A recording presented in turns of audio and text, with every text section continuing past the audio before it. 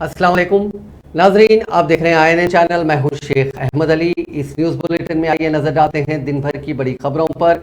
तेलंगाना के मुख्तलिफ अजला बशमूल दोनों शहरों हैदराबाद और सिकंदराबाद में मुसलसिल दूसरे दिन भी मंगल को सपहर के वक्त अचानक मूसलाधार बारिश की वजह से आम जिंदगी दरहम बरहम होकर रह गई, जिसके नतीजे में सड़कों पर घुटनों तक पानी कई सड़कों पर आया। कई घंटों तक ट्रैफिक जाम देखा गया, हत्ता कि पीर की शब इलाके मल्लापल्ली में एक बोसीदा मकान भी मुनहदिम हो गया।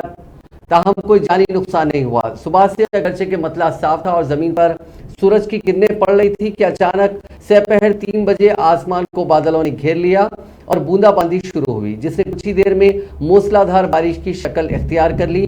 पीर को भी शाम के वक्त जबरदस्त बारिश की वजह से शहरियों को नाकाबिले बयान मुश्किलात का सामना करना पड़ा और कल भी मुख्तलिफ इलाकों में घंटों ट्रैफिक की आमद और रफ्त मजदूद होकर रह गई थी और आज भी इसी किस्म की सूरत हाल मुख्तलिफ इलाकों में देखी गई।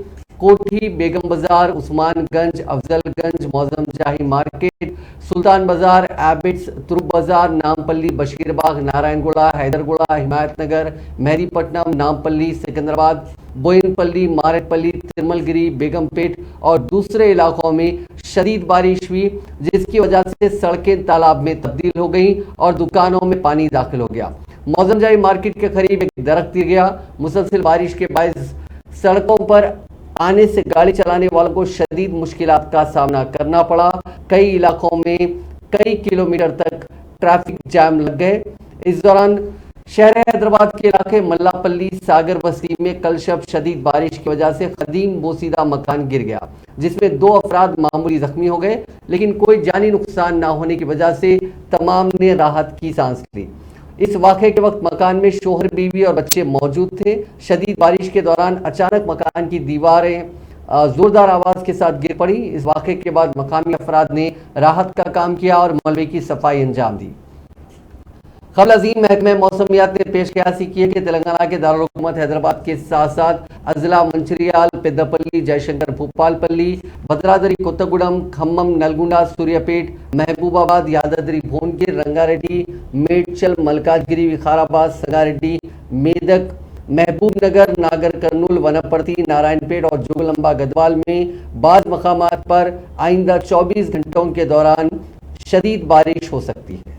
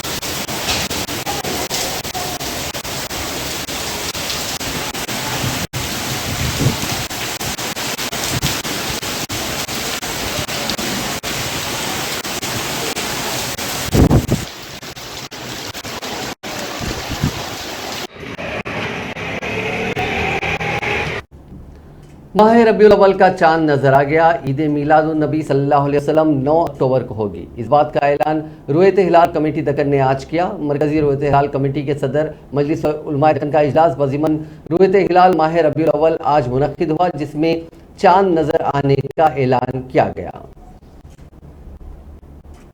हैदराबाद की मशहूर शख्सियत व तेलंगाना उर्दू अकेडमी के साबिक सदरनशीन और मदरसे इस्लामिया दारुल उलूम हैदराबाद शिवरामपल्ली के नाज़िम मौलाना रहीमुद्दीन अंसारी का आज शाम इंतकाल हो गया। वो तवील अरसे से बीमार थे और गुर्दों के आर्जे में मुब्तला थे। मौलाना रहीमुद्दीन अंसारी के इंतकाल पर मुख्तलिफ शख्सियात ने ताज़ियत का इजहार किया। नमाज जनाजा कल बरोज़ चारशुम्बा बाद नमाज ज़ुहर अहाता जामे मिलिया इस्लामिया दारुल उलूम हैदराबाद में अदा की जाएगी। नमाज ज़ुहर 1:30 बजे होगी। हैदराबाद की इंतहाई मोअज़्ज़िज़ व ईमानी जज्बे से सरशार शख्सियत मौलाना अलीमुद्दीन इस्लाही का आज इंतकाल हो गया। कल यानी चाशुम्बे के रोज़ मस्जिद उजाले शाह में बाद नमाज फजर नमाज जनाजा अदा की जाएगी। मौलाना अब्दुल अलीम इस्लाही हिंदुस्तान के उत्तर प्रदेश के ज़िले आज़मगढ़ में पैदा हुए। उन्होंने अपनी आला तालीम मारूफ इस्लामी मदरसे अल इस्लाह से मुकम्मिल की। अपनी रस्मी तालीम के बाद उन्होंने मज़हरुल उलूम उत्तर प्रदेश में बतौर प्रिंसिपल अपनी तदरीसी ज़िंदगी का आगाज़ किया। उन्होंने दारुल मुसन्निफीन शिबली एकेडमी में भी मुख्तसर मुद्दत के लिए काम किया। मुजाहिद आज़ादी कुंडा लक्ष्मण बापू जी की यौम पैदाइश तकरीब तेलंगाना भर में बड़े पैमाने पर मनाई गई। इस मौके पर टीआरएस के कारगुजार सदर व तेलंगाना के वजीर केटी रामाराव ने कुंडा लक्ष्मण बापू जी के मुजस्समे पर फूल निशावर किया और उनकी खिदमत को खिराज अकीदत पेश किया। केटीआर ने इस मौके पर ट्विटर पर एक पोस्ट में कहा कि हमने तेलंगाना की इज्जत नफ्स का परचम बुलंद किया। उन्होंने मुल्क और रियासत के लिए कुंडा लक्ष्मण बापू जी की खिदमत को याद किया और उनकी जिंदगी को तमाम के लिए जज्बा करार दिया। तेलंगाना के दारुल हुकूमत के साथ साथ अजला में भी कुंडा लक्ष्मण बापू जी की यौम पैदाइश मनाई गई और उनको खिराज पेश किया गया। इसी दौरान रियासती वजीर तलसनी श्रीनिवास यादव ने रविंद्र भारती में हुकूमत की जानिब से मुनक्किदा कुंडा लक्ष्मण बापू जी की यौम पैदाइश तकरीब को मुखातिब करते हुए बताया कि कुंडा लक्ष्मण बापू जी रियासत की अजीम शख्सियत थे, जिन्होंने न सिर्फ मुल्क की आज़ादी की जदोजहद में हिस्सा लिया बल्कि 1969 में तेलंगाना की तश्कील के लिए शुरू की जाने वाली जदोजहद में हिस्सा लिया। और पीवी नरसिम्हा राव जिस वक्त मुत्तहदा आंध्र प्रदेश के वजीर आला थे, उस वक्त उनकी काबीना में शामिल रहते हुए तेलंगाना की आवाम को इंसाफ दिलाने के लिए आवाज बुलंद की। ఆనాటి జలదృశ్యం ఈరోజు నిజంగా కళ్ళలో నీళ్లు తిరిగినాయి అందరికి. ఏ జలదృశ్యంలోనైతే ఆనాడు బాపూజీ గారి సామాన్లన్నీ తీసి రోడ్డు మీద వాడేసి ఆనాడు కోర్టు తీర్పు పేరు చెప్పి ఒక పెద్ద మనిషి 90 ఏళ్ల మనిషి అనే గౌరవం కూడా లేకుండా కుసంస్కారంగా అప్పటి ప్రభుత్వం సామాన్లన్నీ తీసి అర్ధరాత్రి రోడ్డు మీద పడేస్తే ఈ రోజు తెలంగాణ వచ్చిన తర్వాత ఎక్కడైతే సామాన్లు తీసి పారేసినరో అదే జలదృశ్యంలో ఈరోజు 20 అడుగులు సమున్నతంగా బాపూజీ గారి విగ్రహం పెట్టుకొని సంతోషంగా పొద్దున్నే ఆవిష్కరించుకొని ఇక్కడికి వచ్చినామనే మాట కూడా నేను మీకు తెలియజేస్తా ఉన్నాను. అది కూడా ఏదో పార్టీ తరపునో సంస్థ తరపునో కాదు, సాధికారంగా రాష్ట్ర ప్రభుత్వమే స్వయంగా అన్ని ఖర్చు అన్ని ఏర్పాట్లు చేసి బ్రహ్మాండమైన విగ్రహాన్ని ఈ రోజు హైదరాబాద్ లో జలదృశ్యంలో ఆవిష్కరించుకున్నాం. మహానుభావులు పెద్దలు వాళ్ళ త్యాగాలు లేకపోతే వాళ్ళ పోరాటాలు లేకపోతే ఈ రోజు దేశానికి స్వాతంత్రం లేదు, మన రాష్ట్రం ఒక రాష్ట్రంగా ఉండేది కాదు. అట్లాంటి ఎంతో మంది మహానుభావులను గౌరవించుకుంటే మనం గౌరవాన్ని మనం ఎంచుకున్నట్టు మన భవిష్యత్ తరాలకు కూడా. वजीर कबायली महबूब सतवती राठौर ने वाज़ेह किया कि बयाराम में स्टील फैक्ट्री का क़याम मुमकिन न होने से मुतालिक मरकजी वजीर किशन रेड्डी के बयान की वो मजम्मत करती हैं। उन्होंने कहा कि बयाराम स्टील फैक्ट्री तेलंगाना और वहाँ के कबायलियों का हक है। उन्होंने एमएलए रेड्डिया नायक के साथ मीडिया से बात करते हुए याद दिलाया कि उस वक्त की यूपीए हुकूमत ने आंध्र प्रदेश तंजीम कानून में इस फैक्ट्री का तेलंगाना से वादा किया था।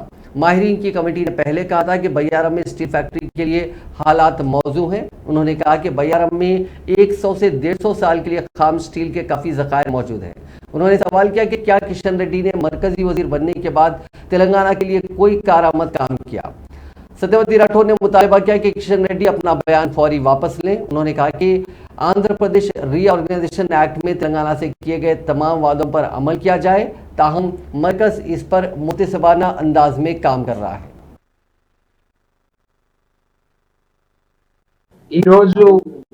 కేంద్ర పర్యాటక శాఖ మంత్రులు కిషన్ రెడ్డి గారు పెద్దలు బయ్యారం ఉక్కు సాధ్యం కాదు, ఉక్కు ఫ్యాక్టరీ ఇవ్వడం సాధ్యం కాదు అని ఒక ప్రకటన ఇచ్చారు. దీన్ని మేమందరం కూడా తీవ్రంగా ఖండిస్తా ఉన్నాం. ముందుగా కిషన్ రెడ్డి గారిని ఒకటే అడుగుతున్నాం, ఇది కిషన్ రెడ్డి గారి మాటనా, వారి అభిప్రాయమేనా? నిజంగా ఇది కేంద్ర ప్రభుత్వం ప్రధాని నరేంద్ర మోడీ గారి మాటనా ముందు తేల్చాలి. ఎందుకంటే నిన్న ఈ ప్రకటన వచ్చిన తర్వాత రాష్ట్ర వ్యాప్తంగా అనేక మంది యువకులు గిరిజనులు పెద్ద ఎత్తున ఆందోళన చెందుతా ఉన్నారు. 8 ఏళ్ల క్రితం ఆ రోజు తెలంగాణ రాష్ట్రం ఏర్పడ్డప్పుడు కేంద్ర ప్రభుత్వం ఆ రోజున్న కాంగ్రెస్ పార్టీ ఈ విభజన జరిగిన తర్వాత తెలంగాణకు రావాల్సిన కొన్ని అంశాల మీద నిర్దిష్టంగా హామీలు ఇచ్చింది.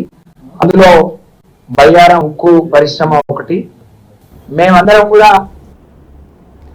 ब्रिटिश डिप्टी हाई कमिश्नर बराए तेलंगाना व Andhra Pradesh Garrett one oven ने मंगल को रियासती वजीर दाखिला मोहम्मद महमूद अली से उनके दफ्तर वाक़ लकड़ी का पुल पर खैर सुगाली मुलाकात की। इस मौके पर रियासती वजीर दाखिला ने हुकूमत तेलंगाना के शुरू करदा स्कीमात का तस्करा किया और तमाम तबकात की तरक्की के लिए उठाए गए इकदाम का जिक्र किया। उन्होंने तेलंगाना के लॉ एंड ऑर्डर के बारे में बताते हुए कहा कि मुल्क भर में तेलंगाना पुलिस ने पहली मरतबा फ्रेंडली पुलिस के तस्वुर को ईजाद किया और इस पर अमल पैरा है, जिसकी वजह से अवाम और पुलिस में मजबूत ताल्लुकात कायम हुए हैं और तेलंगाना में जराइम में कमी वाक़ हुई है। उन्होंने कहा कि मुल्क भर में पहली मरतबा हैदराबाद में integrated police command and control centre की तामीर की गई, जिसके तहत महकमे पुलिस के अलावा दीगर महकमे जात को भी जोड़ा जा रहा है। यह सेंटर मुस्तकबिल में अंदरूनी रियासत के अलावा दीगर रियासतों से भी रवाबित कायम करेगा। वजीर मौसूफ ने डायल 100 पासपोर्ट वेरिफिकेशन, जदीद फायर इंजन गाड़ियां और जदीद आलात से लैस पेट्रोलिंग गाड़ियों से भी मेहमान को वाकिफ करवाया।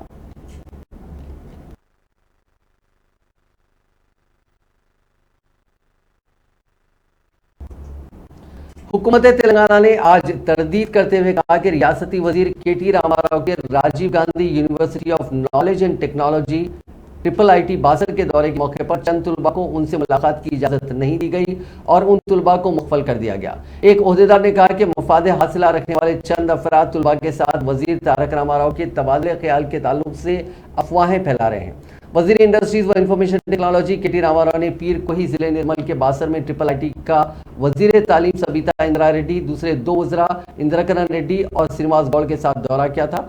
कैंपस में हाल ही में बुनियादी सहूलतों को बेहतर बनाने के मुतालबात पर तुलबा ने एहतजाज भी किए थे। हुकूमत तेलंगाना के डिजिटल मीडिया के डायरेक्टर के दिलीप ने एक ट्वीट करते हुए कहा कि मफाद हासिला रखने वाले चंद अफराद ऐसा महसूस होता है कि वजीर KTR के वालेहाना इस्तकबाल पर चरागपा हो गए हैं और वो झूठी खबरें फैलाने की कोशिश कर रहे हैं। दिलीप का ये तबसरा उन अखबारी इत्तलात के दरमियान सामने आया कि तकरीबन 800 तुलबा को KTR के दौरे के मौके पर मुख्फल कर दिया गया और उन्हें KTR से मुलाकात की इजाज़त नहीं दी गई।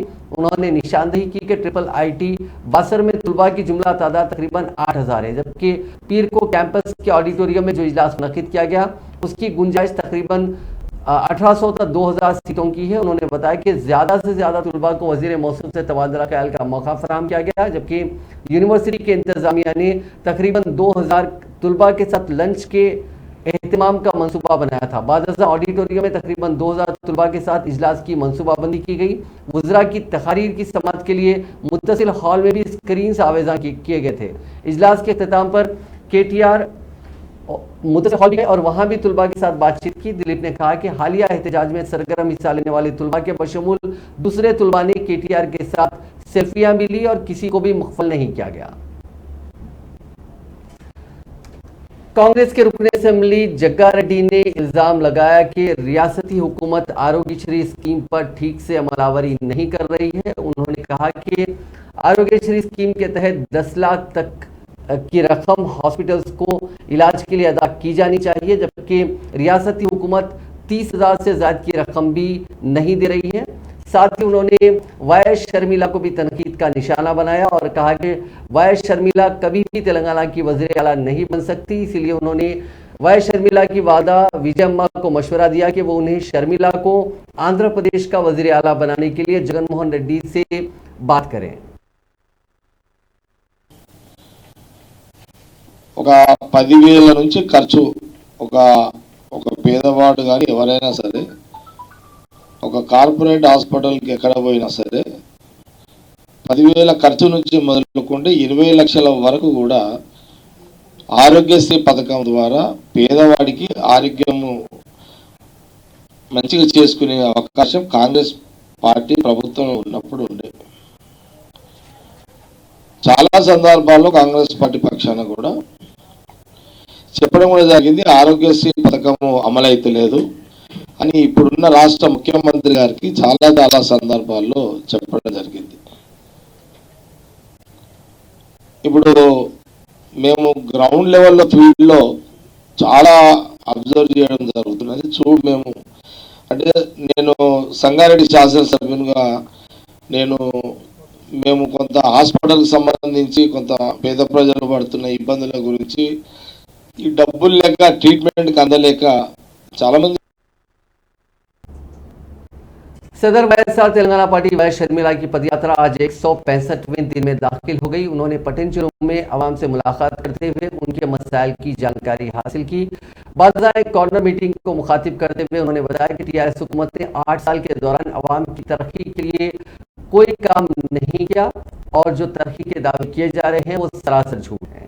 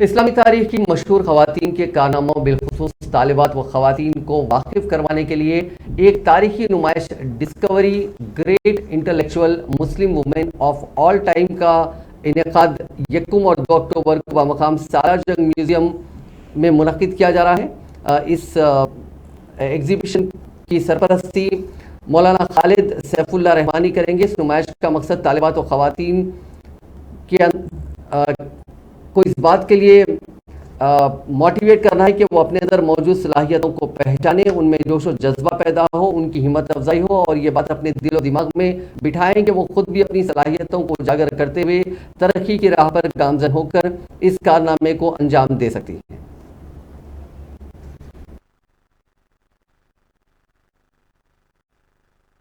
ये 1.5 साल पहले रिसर्च वर्क शुरू किया गया था कि मुस्लिम खवातीन कितने हैं और वो किन किन चीज़ों में अपने कारनामे दिखाए हैं। तो पता चला जब इस रिसर्च वर्क को आगे बढ़ाता गया और ये रिसर्च वर्क आगे बढ़ता गया तो पता चला कि ऐसे 10,000 खवातीन हैं जिन्होंने बड़े बड़े कारनामे किए। इसका सबसे ज़्यादा पहला रिसर्च वर्क है डॉक्टर अकरम नदवी, जो ऑक्सफोर्ड में रिसर्च स्कॉलर है, और इनके एक किताब है मुहद्दिसात, जो वुमेन स्कॉलर्स के ऊपर ममनू है। 46 वॉल्यूम्स में है ये पूरी किताब। अभी अरबिक में है, इंग्लिश में इसका ट्रांसलेशन हो रहा है। इसी तरीके से आयशा बेलवी, जिन्होंने 800 स्कॉलर्स की एक डिक्शनरी बनाई है। तो इस तरीके से 4 हम किताबों से मवाद को लेके हमारा मकसद ये था कि ये आम लोगों तक पहुंचाया जाए। मुस्लिम स्कॉलर्स का अगर नॉलेज आपको चाहिए तो उलमाए दीन तक है, वो मौलाना खालिद सैफुल्लाह रहमानी रहने दीजिए, या किताबों में बताया जाता है या हदीसों में बताया जाता है इन नामों को, लेकिन ये जनरल पब्लिक तक नहीं मालूम है। तो हमारा मकसद ये एग्जीबिशन में ये बताना है कि ये नाम लोगों तक पहुँचे और ये नामों से लोगों को वाक़फियत हासिल करे। इनमें से चंद नाम मैं बताऊँगा। उम्मे दर्दा है, अब्दुल मलिक बिन मरवान की टीचर रही। अब्दुल मलिक बिन मरवान उमैद डायनेस्टी के खलीफा थे, जिनकी टीचर उम्मे दर्दा थी, और ये दमेस्कस में अपने क्लासेस लेती थी। इसी तरीके से और भी कई नाम हैं। अब्दुल हादी है, जिन्होंने जो है आयशा बिन अब्दुल हादी है, जो जज रही। तो इस तरीके से हम ऐसे 40 नामों के पोस्टर्स वहाँ पर लगाएंगे। इसमें कोई तस्वीर नहीं रहेगी। ये सहाबिया, ताबईन, तबे ताबईन रहेंगे, और कुछ साइंटिस्ट भी रहेंगे जिन्होंने मैथमेटिक्स में कंट्रीब्यूशन दिया। कुछ जो है प्रिंसेस रहेंगे, जैसे जुबैदा है, हारून रशीद की जो वाइफ है, उन्होंने सबसे बड़ा उनका जो कारनामा है, उन्होंने इराक से पानी को मक्का को लेके आया और पूरा नेटवर्क बनाया ताकि हाजियों को तकलीफ ना हो। तो इराक से जो भी ट्रैवल करता था हज या उम्रे के लिए आता था, जगह जगह पे कुएं बनाए गए, जगह जगह पे सराय खाने बनाए गए ताकि हाजी आते वक्त तकलीफ ना उठाए। तो इस तरीके के चंद नाम हम लेके आ रहे हैं। ये पूरी सीरीज चलेगी। जिसमें इसका अभी तो चार्ट फॉर्मेशन चल रहा है और उसके बाद में इसके वीडियो फॉर्मेट्स भी आएंगे, क्योंकि यंग जनरेशन को हमको बताना है। मुंबई में नेशनल इन्वेस्टिगेशन एजेंसी की एक खुसूसी अदालत ने तेलुगु शायर और एल्गार परिषद गैस केस के मुलजिम वरवर राव की उस दरखास्त को मुस्तरद कर दिया जिसके जरिए उन्होंने हैदराबाद में अपने आंखों की सर्जरी करवाने की इजाज़त की ख्वाहिश की थी। अदालत ने इस ख्वाहिश को कहते हुए मुस्तरद किया कि आइंदा 3 माह में मुलजिम के खिलाफ इल्ज़ामात वज़े किए जाने वाले हैं। कौमी तहकीकाती एजेंसी की अदालत के जज राजेश कात्रिया ने कहा कि अगर वरवरा राव को 3 माह तक हैदराबाद में रहने की इजाज़त दी जाती है तो ऐसी सूरत में इल्ज़ामात वज़ा करने में मज़ीद वक्त लगेगा। इस किस्म की सूरत हाल के दौरान मुलजिम की दरख्वास्त को कबूल नहीं किया जा सकता। वरवरा राव जमानत की मंजूरी के हुक्म में तरमीम के लिए भी सुप्रीम कोर्ट से रुजू हुए हैं ताकि वो हैदराबाद में आंखों की सर्जरी करवा सकें। जमानत की मंजूरी की शराइत में वरवरा राव को यलगार परिषद समात के अख्तिताम तक मुंबई में ही क़याम करना होगा और ये समात हनूज शुरू नहीं हुई है। 10 अगस्त को सुप्रीम कोर्ट ने तेलुगु शायर को तिबी बुनियादों पर जमानत मंजूर की थी। महकमे अफजाइश मवेशिया ने मवेशियों में लिम्पी जल्दी मर्ज के सिलसिले में चौकस किया। रियासत में कई मकामात पर इसके मुश्तबा मामला सामने आए। इस बीमारी पर काबू पाने के लिए एहतियाती तदाबीर के साथ साथ मुख्तलिफ इक़दाम किए जा रहे हैं। जानवरों के डॉक्टरों का कहना है कि ये मवेशियों और भैंसों में एक मुतअद्दी बीमारी है। ये कैप्रीपोकस किस्म के वायरस से फैलती है। बीमारी पर काबू पाने के लिए मुतासरा रियासतों से मवेशियों की नकलो हमल पहले ही रोक दी गई है। बैन रियासती मवेशियों की नकलो हमल की मअतली की वजह से रियासत में इस बीमारी को फैलने से रोकने के लिए रियासती हुकूमत चौकसी इख्तियार कर रही है। तेलंगाना से अपने रिश्तेदारों के साथ दशहरा मनाने के लिए रियासत के अजला के साथ साथ एक और पड़ोसी तेलुगु रियासत के मुख्तलिफ अजला को जाने वाले अफराद की सहूलत के लिए खुसूसी ट्रेनें चलाई जाएंगी। साउथ सेंट्रल रेलवे ने ऐलान किया कि वो मुसाफिरों की सहूलत के लिए 4 खुसूसी ट्रेनें चलाएगी। रेलवे हुक्काम ने बताया कि खुसूसी ट्रेनें सिकंदराबाद यशवंतपुर और सिकंदराबाद तिरुपति के दरमियान चलाई जाएंगी। रेलवे ने कहा कि ये स्पेशल ट्रेन इस माह की 28 तारीख को सिकंदराबाद यशवंतपुर, इस महीने की 29 तारीख को यशवंतपुर सिकंदराबाद, 9 अक्टूबर को तिरुपति सिकंदराबाद और 10 अक्टूबर को सिकंदराबाद से तिरुपति चलाई जाएंगी। तेलंगाना के चल्लापल्ली रेलवे सैटेलाइट टर्मिनल की तामीर बैनुल अक़वामी मियार के साथ तेजी से जारी है। इसके आइंदा साल आगाज के सिलसिले में रेलवे ने मंसूबा तैयार किया है।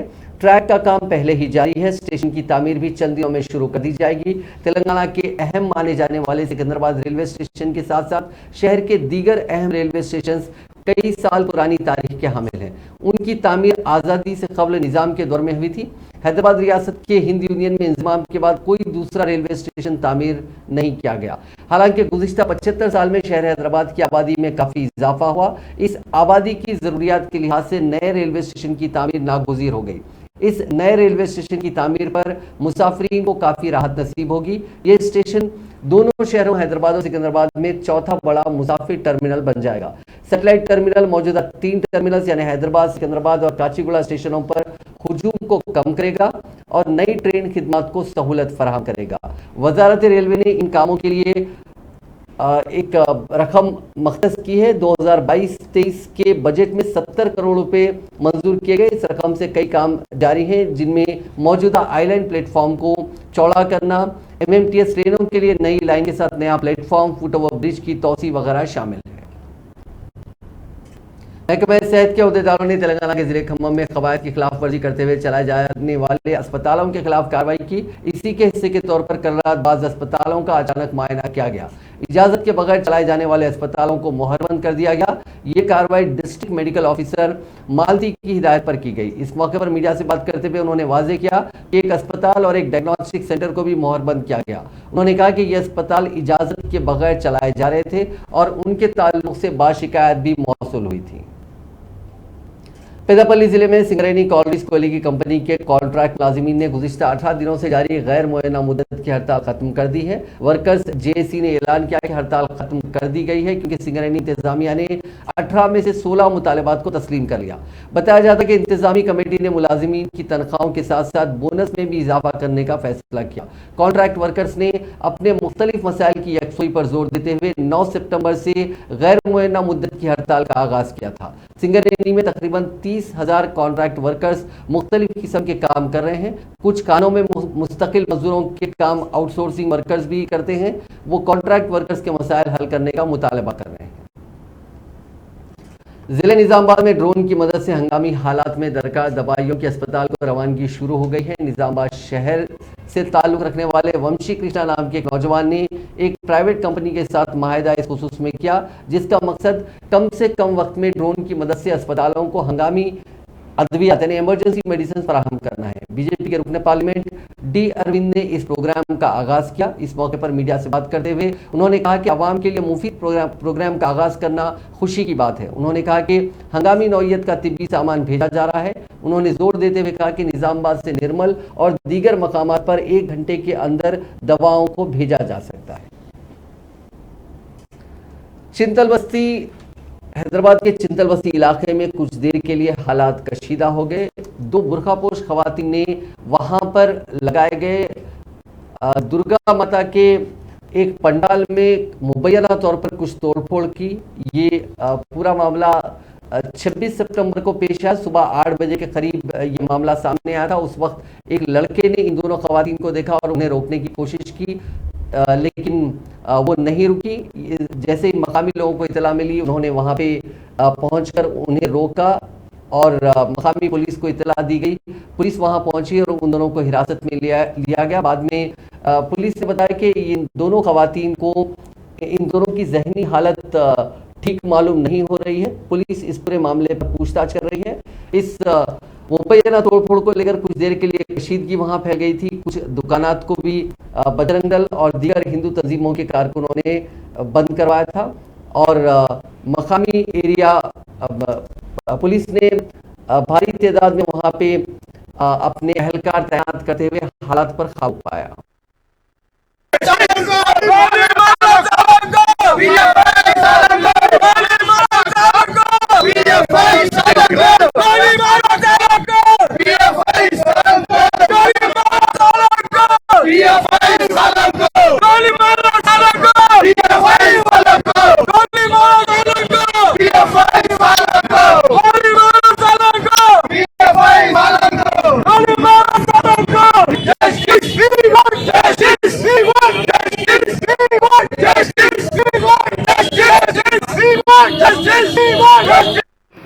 सुबह में डाला है, पूरे लोग बाकी आते हैं।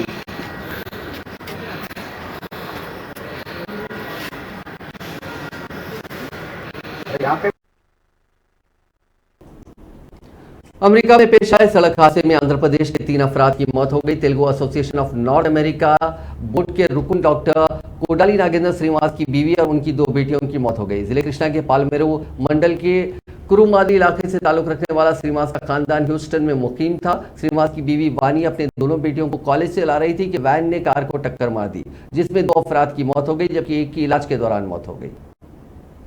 तेलंगाना के मेटपल्ली में बर्फी शॉक लगने से 2 नौजवानों की मौत हो गई, जिससे गांव में अचानक गम की लहर दौड़ गई। मकामी लोगों के मुताबिक इब्राहिमपट्टनम मंडल के डिब्बा गांव के कन्नू विकास और बुंदला विनीत मेटपल्ली में अपने दोस्त की दुकान से पुराना मीटर बोर्ड हटाकर उसकी जगह नया बोर्ड लगा रहे थे कि अचानक बर्फी शॉक लग गया। इस हादसे में विकास और विनीत की मौके पर ही मौत हो गई। उन दोनों को बचाने के दौरान मजीद 2 लोग झुलस गए। उन 2 की हालत नाजुक है और उन्हें बेहतर इलाज के लिए करीमनगर मुंतकिल किया गया। तेलंगाना के आदिलाबाद जिले में एक fast track special POCSO court की जज माधवी कृष्णा ने 6 साल लड़की के साथ जिनसी ज्यादती करने के मामले में एक शख्स को 20 साल कैद बामशक्कत और 2000 रुपए जुर्माने का फैसला सुनाया। खुसूसी फास्ट ट्रैक पॉक्सो कोर्ट ने जुर्म के 5 माह के अंदर सजा सुनाकर मुतासरीन को फौरी इंसाफ दिया। जिला एसपी उदय कुमार रेड्डी ने एक प्रेस कॉन्फ्रेंस में केस की तफसीलात से मीडिया को वाकिफ करवाया और बताया कि वाकया इस साल 15 अप्रैल को आदिलाबाद जिले के ओटनूर गांव के पुराने बस स्टैंड इलाके में पेश आया था। महाराष्ट्र से मुतासरा खानदान अपने 2 बच्चों के साथ ओटनूर के इलाके में भीख मांगने आया था। उनमें से एक लड़की 6 साल नाबालिग लड़की को इस शख्स ने मुजरिम का नाम शेख खालिद बताया गया, जिसकी उम्र 45 बरस है। इसने उसके साथ असमत रेजी की थी।